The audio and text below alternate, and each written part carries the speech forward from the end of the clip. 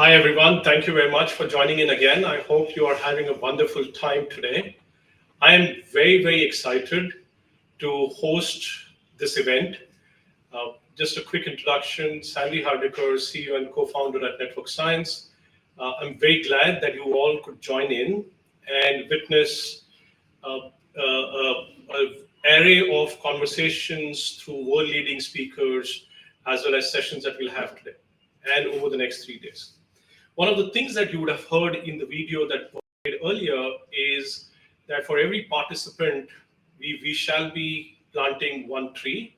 And with that, we would be obviously in our own humble way, giving back to to a sustainable planet. As the next 3-4 days goes by, I'm sure all of you will believe that there is something very special that is happening in the startup ecosystem, in the corporate innovation space. And as it was mentioned earlier, is the corporates and startups, when they come together, that is when magic happens. With that in mind, it is also important for us to know what is this innovation, where is this coming from, what is the source of motivation.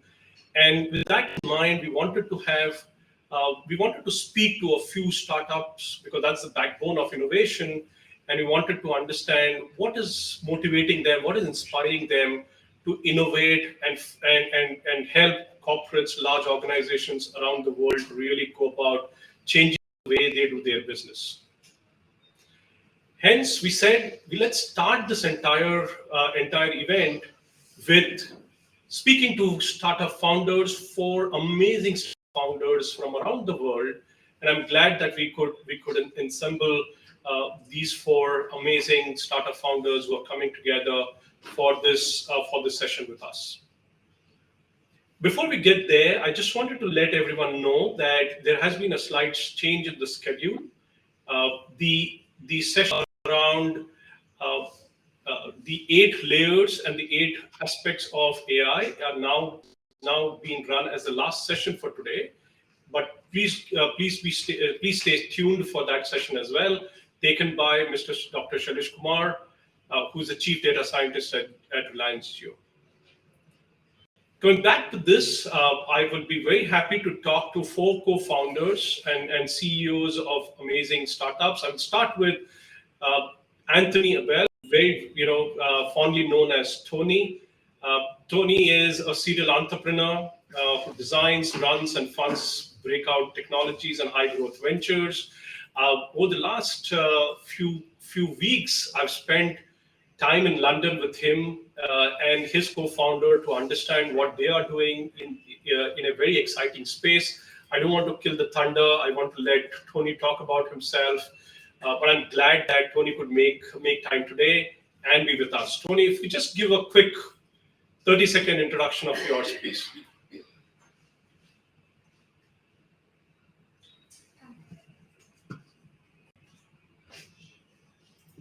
Tony, I'm not sure whether we can hear you.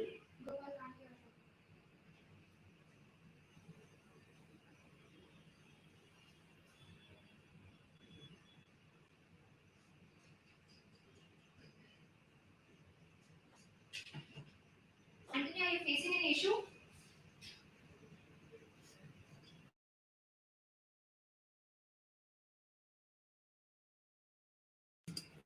Okay, by the time Tony sorts his technical issue out, may I invite Dan on stage, please? Good morning, and it's an absolute pleasure to be here this morning. Fantastic, I can hear you well. Dan is joining us from Ontario, Canada. Dan, I've again known Dan for the last few weeks. And the technology that Dan is building seems to be brilliant and outstanding. We'd love to understand a lot more from you, Dan, as the conversation goes on today. Dan, while you introduce yourself, because you'll do a much more than I do, if you could just spend 30 more seconds on saying, I heard a rumor that you were to become an you go in the space at some point in time, and what happened to that? Yeah, no, well, since age 11, I wanted to become an astronaut. And I pursued that goal for nearly 20 years. And I was making it through all of the stages until I was, I think, top 100. And I was cut for sleepwalking, occasional sleepwalking. So a little childhood dream towards which you put all your energy and work and get somewhere. Um, and it's literally 2 weeks after getting that letter that I was tapped on the shoulder to go help build Distributive. And so it was good timing in a way to be able to turn all that focus and energy and drive into something potentially even more important. So very happy with the way life um, turned out, I guess. Brilliant. Would love to know more about that, Dan, as we go along through this panel discussion. Tony, are you back? Can we hear you now? Yeah, it should be okay now. Apologies for the technical glitch. Yeah, fantastic. We can hear you. You can just introduce yourself, Tony. Yeah, so very quickly, Anthony Abel, Tony Abel, once you met me. I'm the CEO and co-founder of the TPX property exchanges.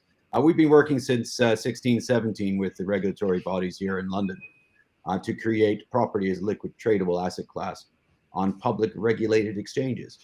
And so we're just at the point of launching the first of 20 exchanges around the world. London will be first. Should be an exciting journey. Watch this space, as they say. Awesome, brilliant. Thank you very much, Tony. I look forward to have a conversation with you. May I now introduce Keyur. Keyur is the CEO and founder of Plutomen. I hear amazing things about Plutomen already, Keyur. Though we have not met, not interacted earlier, but my team does tell me that you guys are doing some phenomenal work and would love to understand a lot more from you during this panel discussion. You're joining us from Ahmedabad in India. So you've got representation from 3 continents. Dan joining in from Canada, Anthony from the UK.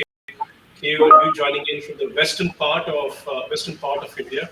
So welcome. May I request you to give a quick introduction of yourself, please, Keyur? Yeah, so I'm one of the co-founders with Plutomen, and as Plutomen, we have been into working with creating solutions on XR, basically frontline first platform. I have been an engineer and then done masters in operations. Post that, I worked with few corporates before getting the urge to get into entrepreneurship. I have run a company which is already acquired once and then started another company. So this is my second stint as an entrepreneur now, and looking to take this XR space globally through India is what I'm looking for. Brilliant, Keyur. It's a big area of focus across the world, not only in India, of course, as it changes the landscape and it changes the way we operate and we work. So it's a great deal. Congratulations on that, and look forward to this conversation with you today. May I now call in Dr. Ravi Chamria to come on stage. Ravi and I have recently started to work together, and I've got to know about the platform that they're building around blockchain. Blockchain infrastructure as a service again helps organizations to build their blockchain applications and at a much faster scale and much easier than anything else. I hear that the platform that Ravi has built and his team has built is just phenomenal. Would love to hear more from Ravi. Ravi, if you could just introduce yourself, please. Yeah, thanks, Sandeep. Hi, my name is Ravi. I'm the co-founder, CEO of Zeeve. Zeeve is a Web3 infrastructure as a service platform. We provide automated deployments of nodes and networks for various blockchain protocols. And today, Zeeve has been trusted by almost 27,000 Web3 startups and 30 plus large enterprises who are using the platform. I've been into IT space for almost 22 years now. Started my journey with the .com during the .com era of 99, and then have been working with various startups. I've spent almost 8 to 10 years in the fintech space before getting into blockchain in 2017. Thank you, Ravi. It is phenomenal to have the founders, CEOs of of amazing companies. I love it's not only the geographically that we are spread across from a geography standpoint, but the work that each one of you are doing is also very very amazing. Different spaces, different areas, but I guess broadly, being an entrepreneur, obviously, we are all stitched through a common thread. An entrepreneur is not it's not easy to be an entrepreneur, and maybe I will start with that question first. What is the urge of becoming an entrepreneur? Who wants to go first? What really happened? One moment, right? Maybe Dan already mentioned about that moment, the letter that he got. Yeah, was that the moment, or there was something else, Dan? Happy to break the ice. For me, it's probably atypical. I didn't spend all my years waiting and itching to be an entrepreneur. It was actually a complete surprise. In fact, my background was military aviation, and academia, or as a prof. Both of those industries are very comfortable by comparison to the entrepreneur's journey, where everything is risk and reward, and you could be knocked out if the market doesn't like you within weeks. So whereas in the government or academia, your paycheck comes like clockwork every 2 weeks, right? So my background, I never thought of, given my sort of the safe environment I was in, of throwing it all away and risking it all and being an entrepreneur. So it was very much an extrinsic cause, an invitation to join that world. And then the timing was just right for me to recycle my energies into it. And I said, never really thought about it seriously. This is different. This is a challenge. And I'm ready for that. So let's see what happens. And that was my start point. So, yeah. Also, maybe Tony has a similar background. Tony, I hear you come from the military as well. What happened there? I do. Yes. Well, quite often a lot of people ask the same question: what happened? No, I started very much in the military. So my background is economics, political science. There's always a creative, innovative bent to mind, and I also realized that the greater value in life is owning what you create and having to be able to shepherd that through the process and ultimately get the greater share of the benefit of it. So working for other people, despite being in the military in a hierarchical system, I ended up out of uniform doing lots of interesting jobs, and they realized after a while that they couldn't put me back into uniform. And that was certainly the start of things. So running my own show, creating my own values, building my own teams. And actually, this went on to me being an Olympic coach in 1992, because in cross-country skiing biathlon for the military, you get military. Despite the Canadian accent. And it was that aspect of working with high-powered, very smart teams, very, very motivated teams, that has been my sort of DNA for a long time. So if you take that creative element, you take working with top people, I like to think that the very smart people, some of that rubs off on me as I go. And the end result is you end up with a little bit of creation. You end up becoming, as I am now, a serial entrepreneur, having built some 24 tech companies to date. And of course, when we interacted about TPX, I was blown away with the concept and what you guys have already built. So really looking forward to know a lot more, especially for the audience. So we'll come back to that. Let me ask Ravi. Ravi, what was the trigger that you had? I think it started more of as an excitement, because I think it was again entrepreneurship, giving a platform where you can think of something new, you can create a vision, you can translate that vision into something of value, and work on it to take it to the next level. So I think it was the excitement, and then the level of satisfaction that I derive out of creating something of our own. So that has been the driving force, I would say, to consistently working on the entrepreneur space. William Cure, are you able to hear us well? Yes. So for me, I think there are two instances. One, even while I was during my engineering and master's time, there was a hint of leadership qualities which I could see when I used to do some events and related technology fest, which used to happen in our colleges and institutes. From there on, I started my journey in corporate, but what I realized that my strength lies in the digital transformation. That was not the buzzword in 2010, 11, but then I did it for the companies where I used to work, and then I realized that why should I stop myself by providing that digital transformation experience only to the company where I am working, correct? So that's how it came out that okay, let me set up something which can offer that kind of solutions to larger corporate. So that's where the journey started. The urge actually started from an investment to joining a company full time, then getting acquired, and then again I was not able to stay there for long, and then again going back to starting something again. Sure, sure.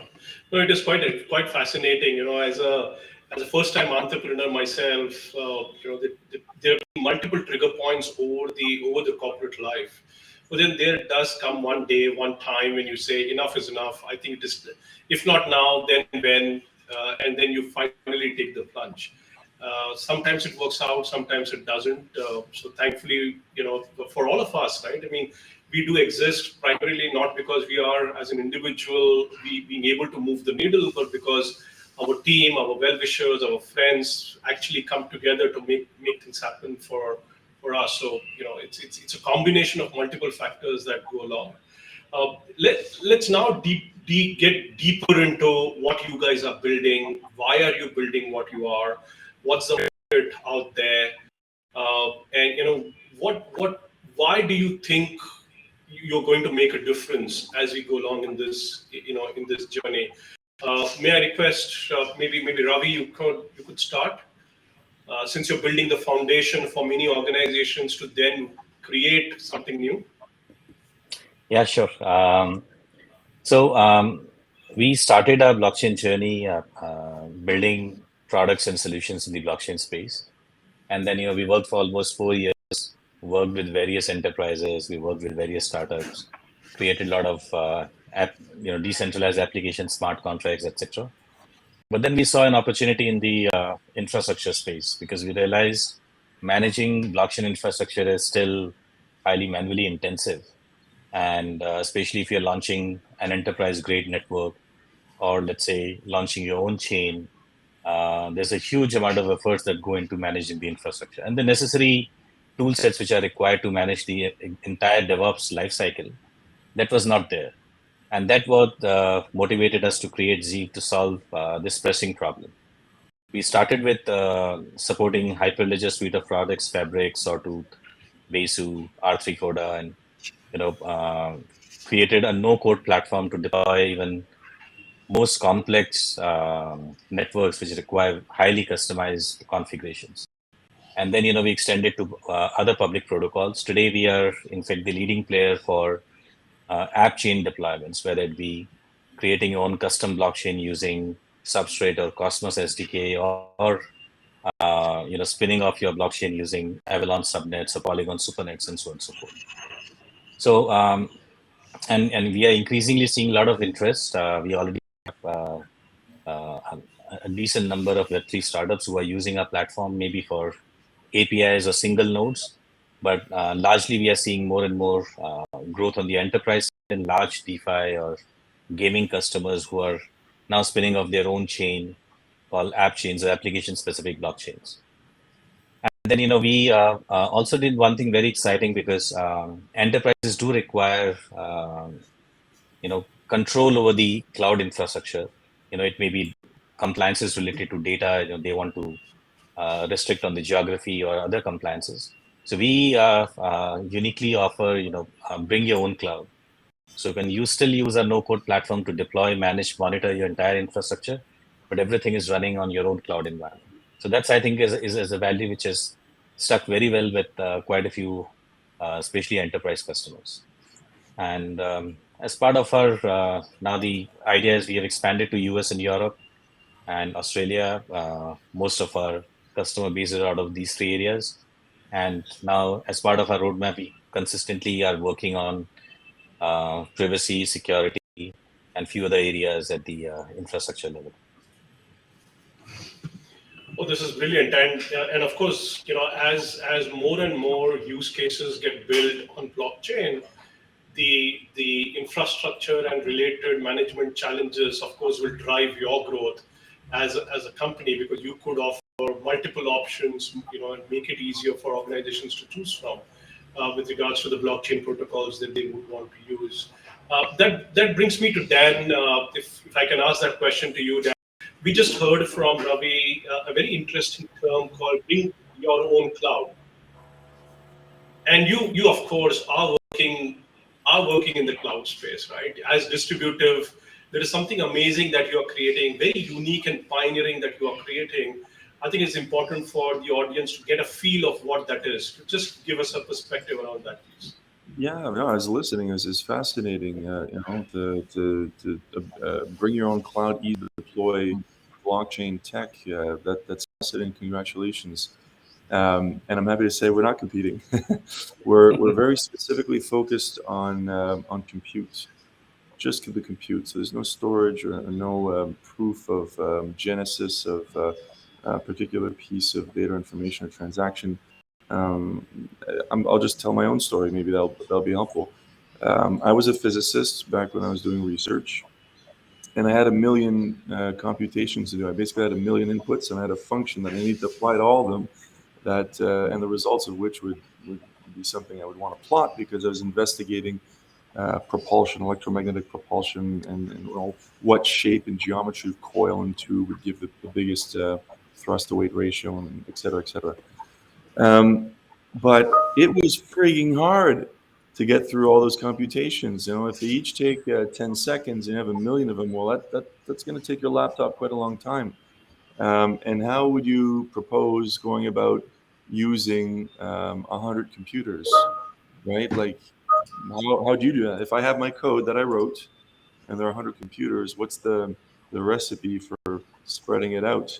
Well, someone would say, well, you need to package your application and data in a Docker image, and then you have to install Docker on all the computers, and then you have to package the dependencies and replicate the image and distribute it.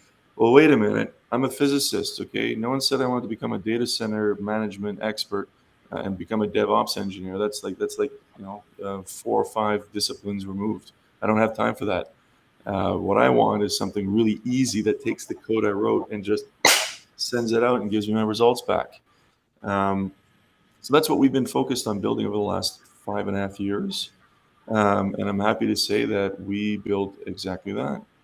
Basically 4 lines of code that get peppered into your existing code, and everything just goes out and results come back in. There's no containerization, there's no Docker, there's none of that stuff. It's basically 4 lines of code that get inserted into your existing scripts, and that's all it takes.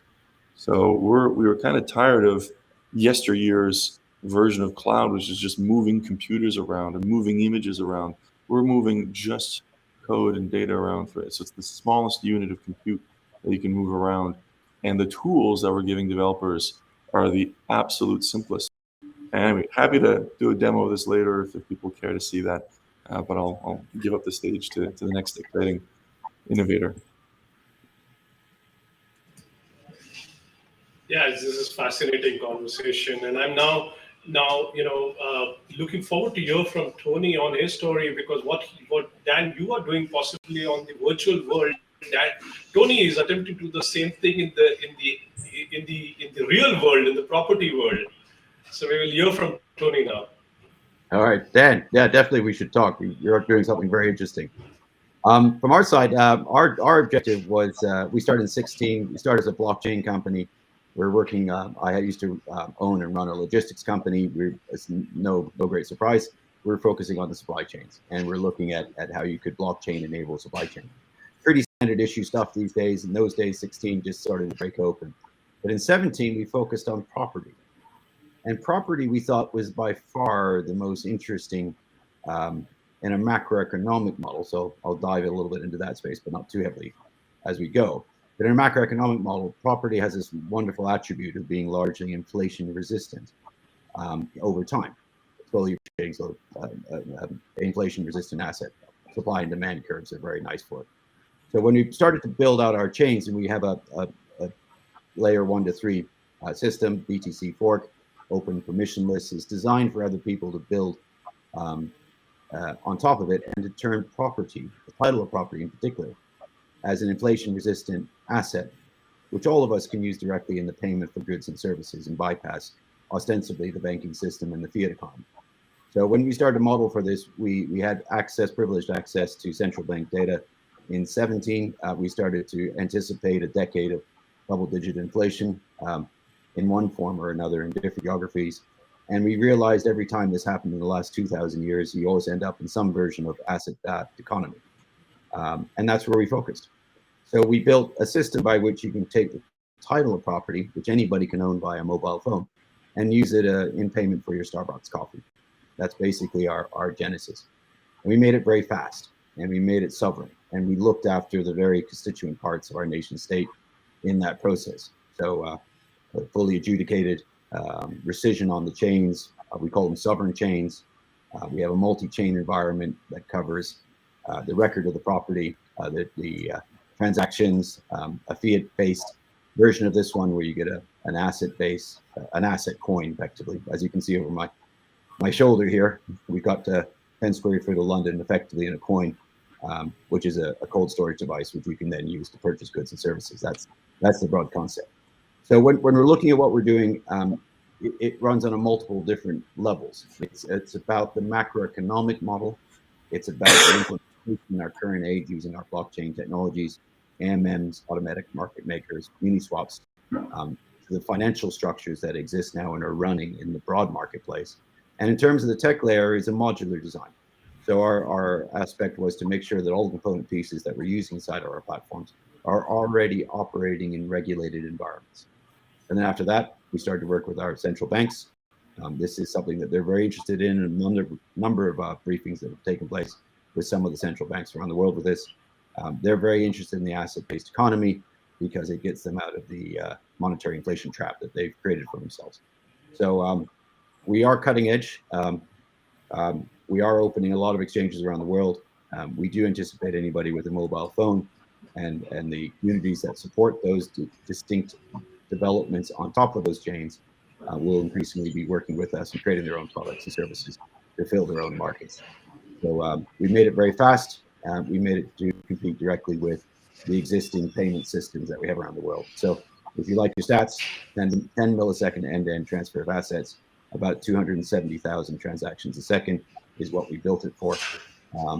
And that if you look at a Visa card network, it's operating 24,000 transactions a second. So we're into a new realm here where some of these technologies now are competing and quite honestly, in performance, overwhelming some of the legacy financial systems that we've been working with in the past, but quite frankly, are not designed to unseat them. We just give them a transition path to something we think is much better and much more wholesome for us in our society. Which is, absolutely brilliant, Tony. If I understand that right, and we've spoken about this earlier as well, essentially means that you're creating a mechanism for anywhere in the world, anyone to own a property in some other geography, and it can go in bite-sized model. I can own a brick, so to speak, in in the UK, in London, sitting here in Mumbai. Is that right? In the broadest possible form, yes. The visualization of people carrying bricks in their pockets is a bit much, but that's basically where it's at. Yes, no, we've taken the best of these technologies, combined it with the legacy system. We're great believers that the fundamental asset of property is intrinsic value of all of our economies, and we think everybody should have equal access to it. So anybody with a mobile phone and £15 or $15 or whatever the currency may be, theoretically can now, provided they can, because we're working with the regulators, provided they can pass KYC, they can go and buy a brick, as you put it, of London, and put that in their pocket, the virtual version, I should add. But all the title rights, all the laws, all the adjudication, all the things that have taken literally hundreds of years of evolution to work out and create the systems that ostensibly are designed to be free, fair, and open. And we maintain all of that. And that's why it's very clear, we're a hybrid of the old system and all of its good parts, but moving at a speed and a level of trust and transparency that, quite honestly, overwhelms the existing equity exchanges, for example, in terms of that trust, transparency, governance. And so we have something new here. It is very disruptive. It will be changing a lot of our economies. We think the exigent requirement of our current economic cycle is something that should drive our adoption, because it allows people to preserve their wealth away from the inflation that most economies are having visit them right at the moment. Yeah, I think while it is a word which is being used quite often, but disruptive technology or disruptive ways of doing things is something which is very common to the four of you. I may go back to Dan on that particular point, because what Dan is also doing is disrupting cloud in a big way. The amount of compute required to run a cloud application today, Dan, using your application, it could be brought down by what, 90% or thereabouts? Absolutely. I mean, when you think about it, we're recycling existing latent compute power, so it has to be cheaper than if you built it from scratch. But the word disruption, I don't know how I feel about it. I mean, the incumbents have done very well to position themselves where they are. Cloud's a big industry, and they've done a lot of good. Frankly, I don't even care about cloud. Like the angle that we came at was, we just wanted to make it really easy for the ultimate end users to deploy work, and not to have to learn 50 new skills, cloud or other technology. It doesn't really matter. We can run in the cloud just fine, right? At the end of the day, we just wrote software, and that software will run anywhere. So we just don't care about cloud. We just want to make it easy for the end users, the physicists, the chemists, the practitioners of AI, and those people just to do their work and get the results. Whether it's computers in the hospital where they work, or university, or enterprise, or government building, or using cloud resources, that doesn't matter. So to back up, maybe to make this make more sense, all a distributed computing platform does is create a bridge or a fabric between one computer and many machines. Where those machines are doesn't really matter. And where it really counts, and where a distributed computing system or a new cloud, or whatever you want to call it, really makes its money, is the interface between that one computer, the first computer, and the human. That's where all the value is. Period. Everything else, cloud, not cloud, computers and phones around the world, that doesn't matter. It's the first human to computer interface, the API, good API calls that have to kick butt in order to be disruptive. No, absolutely, and that, obviously, if I talk to Kevin, I'm sure he will also speak about the same thing. But as Kevin, the technology that you've built is around the same area, right? I mean, the workforce, how are you basically disrupting or maybe enhancing the way they do their business using human computer interface, right? So let's understand a few things about that you're building right now at Plutomen. Right. So when we started Plutomen, correct? So what we initially did was, rather than directly jumping to product, we first tried to be with the customers in terms of building it as a service. So we interacted with few segments, tried to understand what the problem was, and kind of started giving initially XR based solutions so that we could sense what the problem is, whether it is actually solving the problem. While this technology is there since last 10 years, but it is still perceived as a technology which is majorly used for marketing and other related activities, and slowly it has moved to industries, correct? Especially when it comes to training, and post pandemic it has taken a much more aggressive adoption from the side of industries. What we realized that in the evolution of technology, the frontline workers were not, as in they were the one excluded, while they were the people who would actually benefit the most. So that's where we thought that how we can improve their capability and capacity, and through a machine interaction, correct? So that's where it could be a mobile, it could be a smart AR glass. If we are able to devise a solution which could help them improve themselves maybe industries can become much more productive, overall downtime can be reduced, right? So that's where we typically, based on our experience, divided our overall platform into three parts. One was remote assistance, other is work assistance, third is self assistance. Remote assistance is, let's say, if it doesn't have any reference or anything and he's stuck while he's executing a work, he can connect with the expert sitting anywhere globally, correct? Work assistance is while he's working, can there be a medium which can supply him information? Especially, like, it can be a maintenance sequence, it can be a troubleshooting sequence, or it can be an assisting setup which can help him fill his day-to-day task, correct? And third was self-assistance, wherein it is about giving him training in a more interactive format. While we are integrating all three, what we are also doing is we are aligning this with the technologies which are already there in the market, plus with the upcoming technologies like IoT, which is already there. We kind of integrate so that they are more directly interacting with the machine when they are on the floor, correct? And they have those visuals coming on their mobile or their smart AR glasses.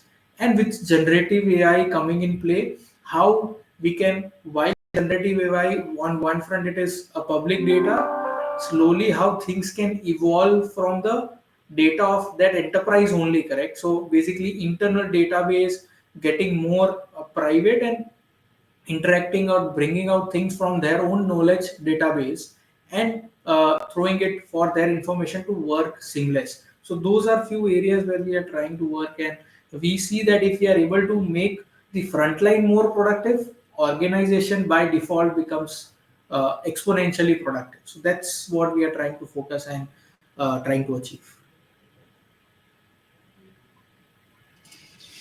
Awesome. Before I move into the next few conversations, this is for the audience. You would have an opportunity to ask a set of questions if you'd like to the panel. So please use the Q&A section for asking the questions. As well as, there is a poll that we have at the end of this session. I would request you to also go and give us your opinion about how the session was and whether you would like to know more. Coming back to our conversation, maybe I'll request Ravi to give a quick perspective about how are you going about taking your technology to the corporate world, right? The corporates, which are obviously looking for disruptive technologies, looking for creating new use cases around, and especially using blockchain that you are in. So how are you going about doing that? What challenges do you face, and is there any advice that you would like to give to fellow entrepreneurs? So the enterprise segment is definitely quite different than the whole Web3 startup or Web3 developers ecosystem. So our approach is also quite different. One, I believe the adoption is still happening. There's still a little adoption which is there in the enterprise space, but yeah, it is picking up at least for last year or so. But there is, in terms of engaging with enterprises, still it involves a lot of evangelizing blockchain. And there may be a lot of discussions related from the very, very starting point of, discovery or exploring the various use cases. There is a decent amount of consulting that gets involved. So what we have done is we have partnered with quite a few consulting and system integrators who can bring in the expertise on the consulting and implementation side, because we are purely focused on the infra piece. We don't get into the implementation or solution design side. And so I think partnership ecosystem, of course, is one way where we can penetrate the market, and because they already have an existing relationship, that also helps a lot. And then because R is a no-code SaaS platform, requires very less hand-holding. We have done a lot of legacy integration, so it makes it very easy. So we can easily spread geographically, and serve customers across the globe. Again, partnerships help a lot. And then, of course, we have partnered with quite a few blockchain protocols. Again, protocol partnerships bring in technical expertise, working very closely with their tech team, their community, We are always we are first to we ensure all the updates and upgrades happen without any downtime to the infrastructure that we support. So we work very closely with the protocol teams to ensure that kind of piece is there. And then I believe, like for any new product, we are very strong on digital marketing, doing a lot of Web3 initiatives, whether it be meetups, hackathons, that again help us drive, and a lot of webinars. Our team do all the senior leadership team. They conduct, talk shows or webinars every month on different topics. Again, idea is to bring in so that spread the knowledge about the product through spreading knowledge about the blockchain itself. So that is the approach that we have been taking and finding some decent success there. Sure. We've started getting some questions. I'm going to ask, maybe pick up that because we've, another 5 more minutes to go. So Dan, what is one big use case that you would like to present to the audience that your technology or your solution really brings on the table? Precision medicine. There are hospitals all across the world that have all kinds of valuable patient multiomics and genomics data. And for regulatory reasons, not even speaking about costs, that data cannot move outside of the firewalls of that institution. It can't even be put to the cloud, even if the millions of dollars were available to do that. Which is unfortunate because if you could create a pool of that data to analyze, you can make sure that once a new patient comes in, once you analyze their profile, their genomic profile, you can make sure they get the right treatment on the first time. Okay, but you can't put that data together to analyze it. So you need to take an opposite approach. You need to bring compute to the data, and you need to get into federated computing architectures. So by that, one of the use case we're working on with international big research institutions right now is we've deployed compute clusters in 4 different hospitals simultaneously. And someone in headquarters or anywhere can send, as long as they have the credentials, can send an analytics function to all 4 at the same time. And the data will stay behind that hospital's firewall and get crunched by the computers at those respective hospitals. The computed results will be post-processed and fused, but the original raw data never moves. So now take that use case where you're basically unlocking the value of trapped data without untrapping it. Apply that to every sector, from defense to pharmaceutical to legal to policing and security to proprietary manufacturing data, to basically every vertical today where data is best served by not moving, but there are multiple facilities with little different pieces of value that could come together to form a whole. Well, unlock that by bringing compute to the data, which is distributed or edge, rather than bringing the data to the compute, which is cloud. Wow. I mean, that and while you mentioned about one use case, but it looks like it can be used in wherever there is high compute requirements, which could go in all kinds of research requirements, even AI applications being made today, computer vision applications being made today, where high compute is required. All of, yeah, I'm sure. Yeah, brilliant, awesome. Tony, a question for you is, considering that you've worked on you started as a blockchain company and you've worked on blockchain as your base when you started TPX as well. What's the future of blockchain as you see it? Especially if you have to pick up financial services as the sector, or even your sector for that matter. Well, there's always this aspect when you talk about blockchain is that blockchain is not a panacea for everybody's problems. Blockchain has very good use cases, but sometimes, quite honestly, a simple Excel spreadsheet would cover it. We have that sanguine view on this one. Blockchain does inevitably do one thing very well, which is establish trust in its records and the sequential ownership of them, or the sequential movement of them. So just like you have a chain of evidence in a court system, it's the same thing with the blockchain. It's very good at that. And when you're dealing with property and the title of property and the data that surrounds property, that on-ramps, off-ramps, absolutely critical. Our governments have a role to play there. But once that data is formed in a trusted way, transparent, governed, then all of a sudden the blockchain comes into its full value. And when you look at the data in our case, or the assets, the titles that we're creating, we're actually doing something that Dan's doing here, which I was thinking about when he was talking, is he's unlocking the data that exists in hidden corners of those hospitals. And what we do is we unlock the property that is trapped in the capital value of those houses and put it to get better use in our local economies or for the people that own them. So we're both in the DeFi world. We're both in the distributed world. We're both in a world where we're unlocking the value that exists in different types of data or assets.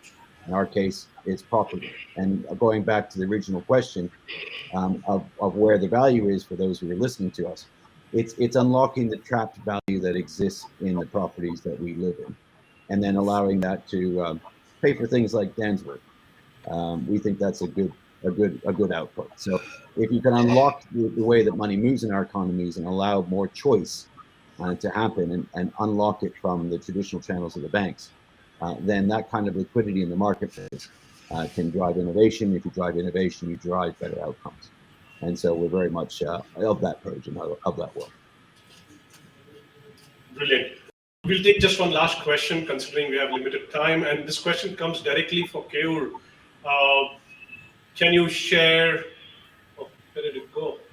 Let me go back to check that question. Can you share a success story or notable use cases where your platform has made a significant impact on remote collaboration? Correct. 30 seconds, if you're okay. Okay.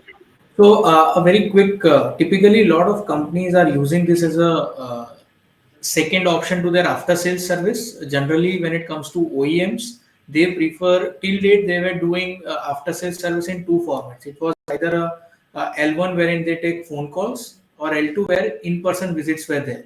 Now companies are adding a layer, I would say L1.5, wherein they would support them remotely over a video collaboration. So that typically helps multiple ways. One, the end customer reduces their downtime because they are intervening directly to their supervisors, and on the other front, the OEM gets benefited by making their service engineers travel less, and they can service multiple customers at the same time. So I would say, against the cost, that company was able to give out 35x of the cost. So they were able to get the return in 1 month. If the engineer cost is 100x, they were able to save 40x per month almost, with travel and customer downtime included. Which is brilliant, and I'm assuming all complex machines, all complex installations, quality inspections, where you have to do inspections, all of that can be done using your technology. So which is brilliant. Everyone, thank you very much for joining in. It was fascinating to have a conversation with you. As we go along into the